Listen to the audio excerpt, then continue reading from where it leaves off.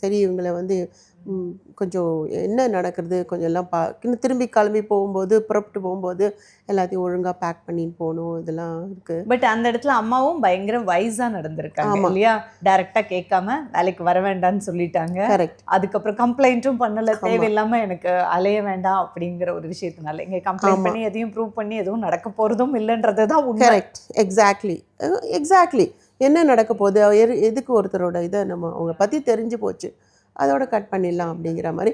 But அதுதான் அந்த அந்த இன்சிடெண்ட்டுக்கு அப்புறம் நிறைய பேர் சொன்னாங்க அவங்க வந்து இங்கே இருக்கணும்னு ஆசைப்பட்டா இங்கே நிறைய அசிஸ்டட் லிவிங்லாம் இருக்குது, சீனியர் சிட்டிசன் ஹோம் அண்ட் என்ன சொல்கிறது சீனியர் லிவிங்லாம் இருக்குது, சீனியர் லிவிங் அசிஸ்டட் லிவிங்லாம் இருக்குது, அந்த மாதிரி நீங்கள் பார்க்கலாமேன்னு.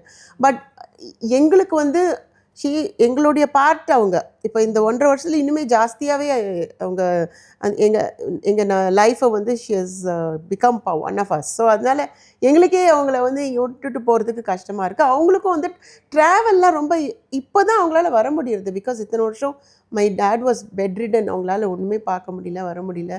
And she is trying. So முடிஞ்ச அளவுக்கு பார்க்கலாமே பண்ணலாமே.